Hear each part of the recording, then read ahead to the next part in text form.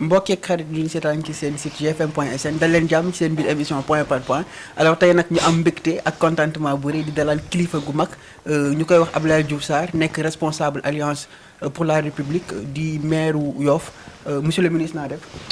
maa ngi fi rek Mohamed. xanaa ñu bàyyi nga nuyu internet yu gfm.sn. maa ngi nuyu bu baax internetu gfm.sn di am kontante lool tey bi nga ma invité. pour que ma mën a jokkoo ak ñoom.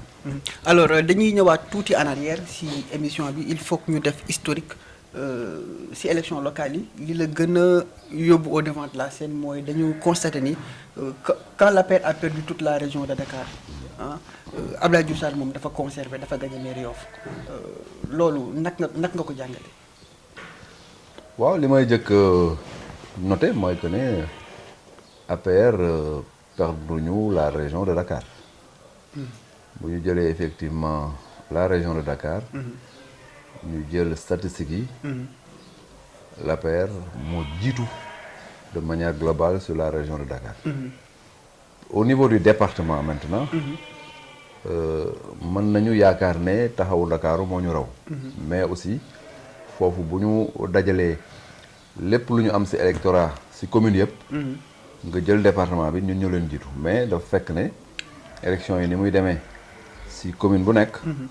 te dina noo xamante ne bon ñoom ñoo ko remporté. Yoff rek la ñu mën a wax ne listu Benno Bokk Yaakaar moo nekk ci kanam mooy liste bu mu jiite woon. bon tey bu ñu seetloo ci biir département bi. Yoff rek mooy commune boo xamante ne Benno Bokk Yaakaar moo ko contrôlé. mu nekk loo xamante ne exception la. mais du lu ñu yéegal suñu mbagg. nekk na loo xamante ne constat la. liggéey nañ ko ba loolu mën a am au niveau de Yoff. au niveau yeneen communes yi mën na am ba bon situation bi demewoon na boo xamante ne ñoom ñële ñoo jiitu. mais politique moo bindoo noonu. tey yow ëllëg sa morom. tey au niveau de Yoff on est devant. mais ça ne nous monte pas à la tête. on est très serein. et très lucide. pour engager les présidentielles. Abdoulaye Diouf Sarr leader de la région de Dakar aspiration la wala état de fait la. non mais il n'y a pas de amul casquette leader du département de Dakar casquette boobu amul. mais situation dina demee noo xamante ne. il faut que am ñu jiitu. pour mën a impulser dynamique bi. yàlla moo def quand même que ne tey ci Ndakaaru. man la ñu teg pour que ma mën a jiitu pour que dynamique bi yëpp ànd ak man. te loolu ñu ngi koy taxawee. mën na am ba raison bi mooy que ne Yoff rek mooy commune boo xamante ne Benno Bokk Yaakaar gagné nañ ko. ci yeneen communes yi au plan municipal on est minoritaire. mais fi ñu toll nii tollu booloo la. booloo ñun ñëpp. ànd ci ay leaders yoo xamante ne am nañ xol bi am nañ xel bi am nañ engagement bi. pour que donc très rapidement ñu mën a inverser la tendance dans le département de Dakar. alors dañuy daal di wax ci Benno Bokk Yaakaar monsieur le ministre ñu seetlu ni temps yi am na ay yëngu-yëngu yu ci am yow sax fan yi gis nañ ni def nga ay tournées partout dans la région de Dakar où vous avez eu à attaquer le maire de Dakar Khalifa Sall pourquoi toujours ce besoin là de se frotter au maire de la ville de Dakar Khalifa Sall. non en réalité si sama gis-gis sinu politique. ak si sama philosophie. ak si sama yar. attaquer nit du sama mbir. mais dafa fekk débat am fu mu tolloo Sénégalais yi dañuy bëgg clarification. donc sortie yi ma defoon noonu du sortie wu attaquer sama mag. Khalifa. parce que effectivement lu rafet rek la ñu seex. te du sax sama style may attaquer nit. mais il était bon que ñu clarifier que ne Sénégal du état fédéral. boo xamante ne dafa am la République de Dakar et la République du Sénégal. on a la République du Sénégal.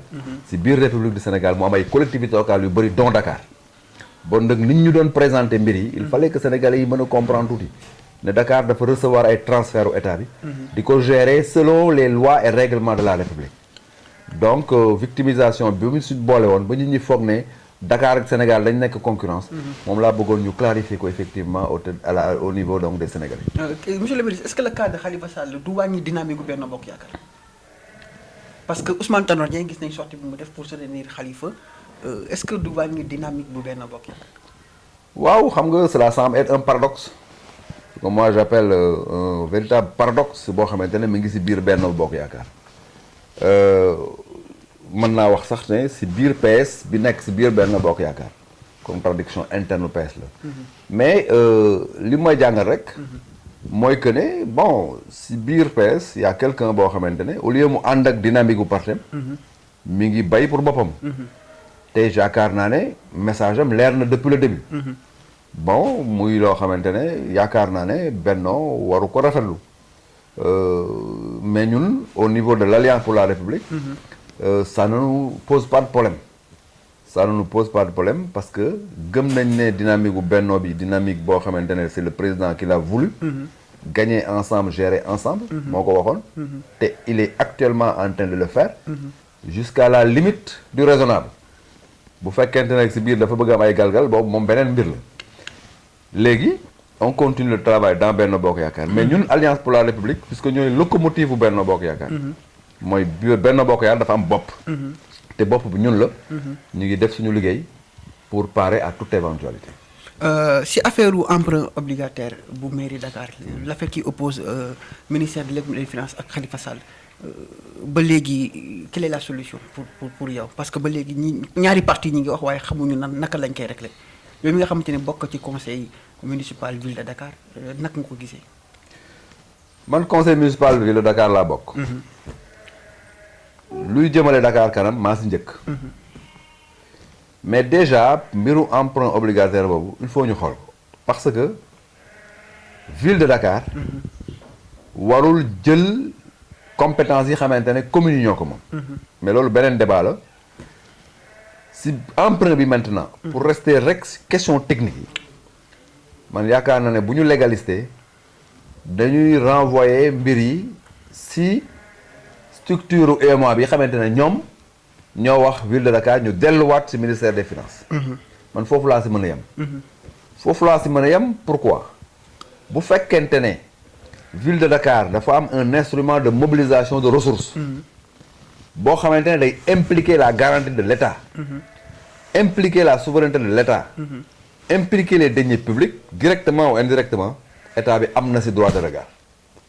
parce que bu ville de Dakar emprunté woon ëllëg je sais pas avant terme bi.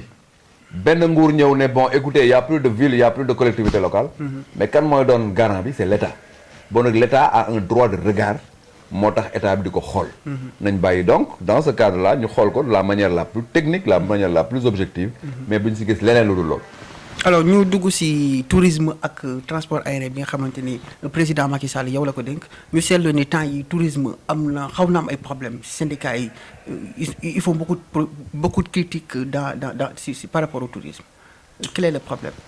xam nga am na mbir boo xamante ne il est bon que nit ñi di ko seetlu. muy lan. Wolof Njaay dafa wax ne jàngaru bu siwul du wér du faju. du faju waaw. mënoon nañ jël jàngar bi nëbb ko. comme li ñu def pendant ay at. hôteliers di wax professionnels yi di wax kenn du ko saafara nëppal après passé coow loolu. parce que dañ ne coow mbamb du weesu xaw ma weer xaw ma leen wax. coow lu mu bëri. dëgg la man naam ba bu ñu defee quelque temps ñuy fàtte ko. ñun no stratégie boobu lañ fa fekk. mais depuis bu ñu ñëwee quand même. osé nañ poser les problèmes sur la table. quels sont les problèmes ba tourisme ñu def ko mu nekk un débat économique national dans ce pays. ba la plus haute autorité du pays jël ko en charge jël ci ay mesures yu wóor ba ñu commencé effectivement de réfléchir ci mise en œuvre yi donc la première réussite bi xamante ne donc def nañ ko mooy fexe ba mbir mi ñu waxtaane ko ba indi ci ay saafara li téye tourisme Sénégal lan la bon je crois que président de la République wax na ko te loolu moo fondé ay mesures am Sénégal dafa cher ñëw fi yombul te tourisme boo ko doon définir mooy un service boo xamante ne un étranger le consomme dans ton pays il est étranger mais il consomme pas le service ci këram mais day tukki ñëw consommer service sa dëkk yow bon nag tukki bi moo ko yoree à partir de ce moment il faut donc ñu yombal ñëw bi bu fekkente ne billets yi dañoo cher bu fekkente ne visa bi dafa compliqué bu fekkente ne defuñu promotion ba nit ñi xam fan mooy Sénégal day xaw a metti bon nag mesures yi ñu jël yépp mesures yooyu liñ ko mën a résumer ci ñetti ponk la fexe ba Sénégal bañ a cher fexe ba visa bi ñu yombal ko nit ñi mën a ñëw te duñu bëri ay tolof mais fexe itam ba ñu xamale Sénégal bitim réew ba nit ñi sawar fi ñëw loolu effectivement mooy mbir mi actuellement. Alors monsieur le ministre ñoo ngi waaj a dem ci élection présidentielle président de la République gis nga keroog sortie bu mu def aussi presse internationale mi ngi wax ni 2016 dafay def référendum pour wàññi mandat bi ndax ànd nga ci 7 ans yow 7 ans nga ci nga ànd wala 5 ans. Je crois que débat boobu ce n'est plus un débat man ci sama point de vue. Mais c'est un débat dans l'APR. Ce n'est pas un débat de mon point de vue. Ah ok waaw. Parce que de manière souveraine, de manière libre, président de la République moo ne dana ramener le mandat à 5 ans. Bon donc sur le principe, on doit ramener le mandat à 5 ans si les dispositions constitutionnelles du pays le permettent. Je crois que c'est à ce niveau-là qu'il faut voir la chose, au niveau technique. Mais au niveau politique, il n'y a même pas de débat. C'est le président qui, en toute liberté, aux yeux des Sénégalais, face au monde, moo ne damay wàññi sama mandat. Bon dëgg loolu amatul débat. Maintenant la faisabilité technique de la chose la ñu xool. Bu fekkente ne c'est techniquement possible aux yeux des constitutionnalistes de ce pays-là, dañ koy def. Bu fekkente ne y a aucune possibilité maintenant au plan technique de le faire, loolu c'est un autre débat. Mais actuellement, yaakaar naa ne mandat bi bu fekkente ne techniquement c'est possible dañ ko war a wàññi parce que président loolu la souhaité. Mais fi mu nekk nii 2017 soreetul monsieur le ministre est-ce que vous ne risquez pas ñaanalu ma leen ko mais est-ce que président Macky Sall pare na pour dem élection 2017 parce que ba léegi plan Sénégal émergent plan la boo xamante ni décolléegul monsieur le ministre. Mais plan Sénégal émergent mi ngi si kaw boo ne décollé wul da nga may jaaxal xam nga lu tax mi ngi si kaw. décollé na mi ngi si kaw mi ngi seeti nag maintenant lu mu tuddee vitesse de croisière. Parce que décollage, bu décolle woon, mais croissance bi mu ngi koy bàyyi à 2,5 ça veut dire on est toujours à terre parce que foofu lañ ko fekk. Mais bu ñu yeggee 3,5 ça veut dire on a décollé. Bu ñu demee 4,9 actuellement ça veut dire que on est dans l'air mais àggaguñ suñu vitesse de croisière qui est de 7%.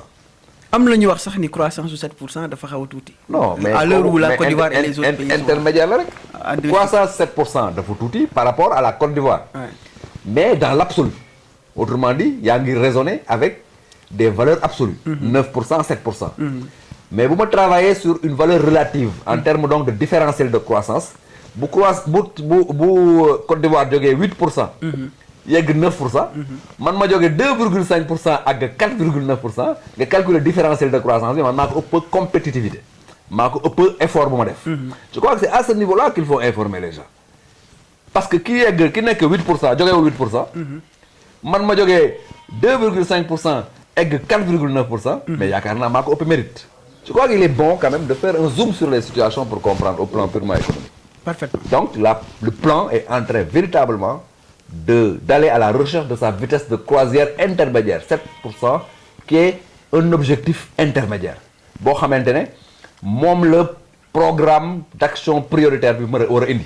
Mais le plan lui-même jusqu'en 2035 war na apporter effectivement un niveau de croissance nettement plus important pour véritablement atteindre ce qu'on appelle une émergence consolidée. Donc par le plan Sénégal émergent, vous êtes prêt à réélire le président? Mais tout à fait, c'est le plan Sénégal émergent par ses résultats qui va l'élire. Si on maîtrise l'inflation, il n'y a plus d'augmentation des prix dans ce pays depuis. Si les loyers ont baissé, si on réalise l'autosuffisance en riz, si on désenclave le pays pour interconnecter les zones de production, zones de production yu dugal leen ci activité bi. Bu fekkente ne donc def nañ loolu yëpp fexe ba Sénégal nekk dëkk boo xamante ne dëkku naataange la mais dëkk bu wóor la au plan de la justice. Mais yaakaar naa ne loolu mooy émergence xam mooy lan. mooy ressource boo xamante ne comme boo xamante ne day yokku alalu réew mi yokku. Mais bu alalu réew mi yokkoo. ñu ne alal bi bëri na néew ji doole yëg ko. ba pare effectivement loolu nekk loo xamante ne day yàgg du doon rek pendant un certain temps mais day durable. loolu mooy émergence te ñu ngi si. mbokki xarit di seetaan ci seen site gfm.sn yéen a ngi seen biir émission point par point tey ñu si dalal Abdoulaye Diouf Sarr di ministre du tourisme et des transports aériens nekk responsable alliance pour la république ci Dakar. Alors monsieur le ministre fi ñuy daanalee mooy projet yi nga xamante ne am nga ko ci mairie Yoff ndax seetlu nañ ni bi nga jëlee université bu Dakar y a beaucoup de projets yoo xamante ne ak fit nga ko defee Yoff vraiment lan mooy sa projet pour Yoff. Bon question boobu neex na ma lool maa ngi vraiment nuyu waa Yoff yëpp. à travers waa Yoff may nuyu waa Dakar yëpp ak waa Sénégal yëpp. gestion municipale mooy gestion bi gën a noble. parce que gestion de proximité la. ñi nga dëkkal li ñu soxla ngay jéem a xool nan ngay régler seeni soxla. ñun si loolu la ñu nekk. Yoff à partir bi ñu ko jëlee. dafa nekk dans une compétition pour ñoom Yoff dafa nekk ci compétition. mooy bu ñu demee à la ligne d'arrivée bëgg nañ mu nekk la commune qui a fait le plus de résultats ba nit ñi yëg ne wax dëgg yàlla Yoff gawoon bañ koy jël. ak Yoff bi dafa changé. liggéey boobu nag il faut le faire avec les populations. il faut faire avec dans la concertation.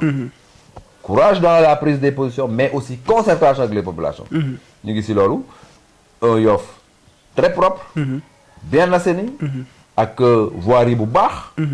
ak infrastructure yu wóor yoo xamante ne wax dëgg yàlla waa Yoff dañu xam ne amu foon. jéem a jàppale jeunes yi itam. pour que seen formation donc am nu mu demee plus seen koom.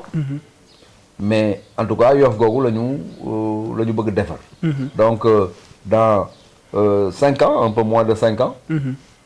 danañu demaat devant les Yoffois ne leen li ngeen ñu sant woon. yi lañ si def. alors mbokk yi seen émission point par point foofu lañ koy daal di tënkee monsieur le ministre xanaa ñu bàyyi la nga tàggu internet yu IGFM. donc maa ngi nuyu internet yëpp di kontaan lool tey bi ñu ma joxee possibilité ma entrer en contact ak yéen. au plan effectivement la politique nationale. comme au plan de la politique locale. di wax ne à chaque fois que ma am opportunité ñëw weer wu wax yéen rek danaa ko def parce que effectivement si jokkoo la ñuy mën a comprendre lante le Sénégal effectivement di mën a jëm kanam maa ngi leen di remercier bu baax. mbokk yi kàddu di ñu leen di dig daje ba beneen yoon jërë ngeen jëf.